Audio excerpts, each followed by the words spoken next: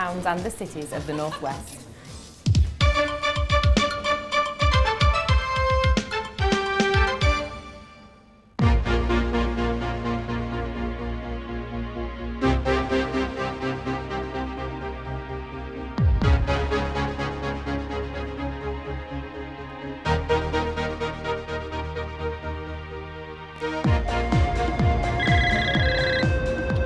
Hello, Useless.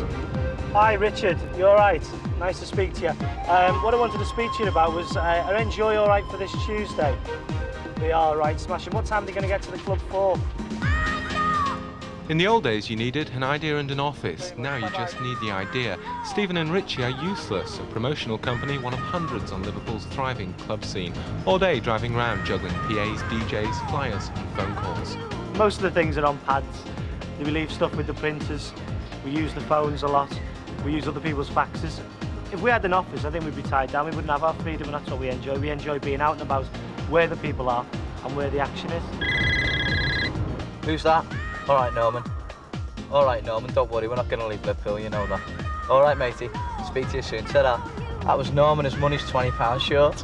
Oh, my God.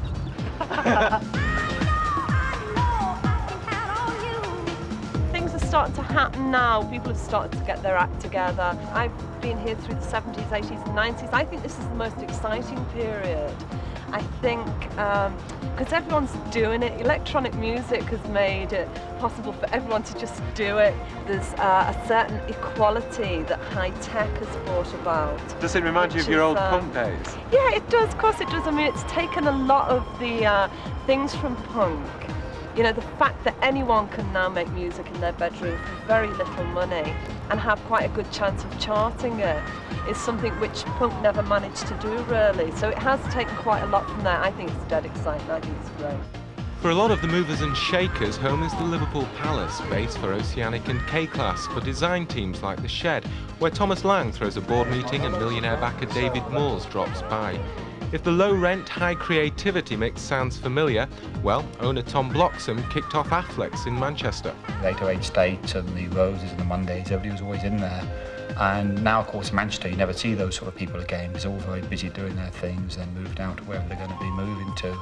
But in Liverpool here, all the time, there's a definite buzz about it. You definitely see all the people. You see them one day here, the next day they're on top of the pops. So it's quite exciting. I think there's a lot of creativity about Liverpool. Almost the classic example are 3Beat. They used to sell second-hand records from a market stall. Now they've got their own shop and their own label. So what does it take to move and shake?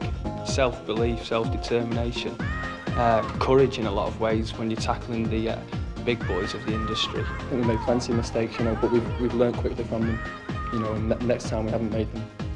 A stretched limo on a Liverpool side street. A lot of pop stars knocking back lager. That's entertainment, and this is rumoured to be the best recording studio this side of Paisley Park. But the grand opening of Amazon this week also had a deeper significance. So often over the last, 3 decades really, anybody who's made any money out of music in Liverpool has gone south as soon as they've got their first royalty check. So I think it's good to see some money staying in town, and hopefully this will encourage a lot more bands. Amazon's move in from Kirkby and the closure of Quadrant Park in Bootle has refocused attention on the city centre, where clubs like the Academy and 051 are booming. The industry hasn't moved into Manchester and possibly spoilt it a bit. Whereas Liverpool, you know, it's still fresh, it's still untainted by maybe the politics and the money side of it, like. But when the politics and the money move in, this time Liverpool could be ready. Along with all the hardware, there's a hardening up of attitudes. If you're going to play with the big boys, you know, we're looking at a situation here where we're actually going to compete with London. And if you want to compete with those guys, and if you want to be a player, you know, you have to be organised, you have to know what you're doing, and you have to play the game properly. Now there's people in town who can do that.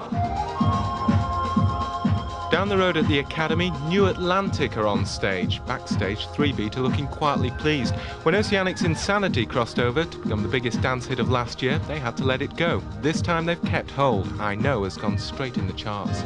Nights like these and bands like them encourage more and more people to get off the backsides and actually do something, to make tunes like that tonight. And hopefully there'll be more and more bands coming to us next week with a new tape, and hopefully we can hopefully give someone else's dreams a chance. because I've been into this for a long time, and it's been getting bigger and bigger.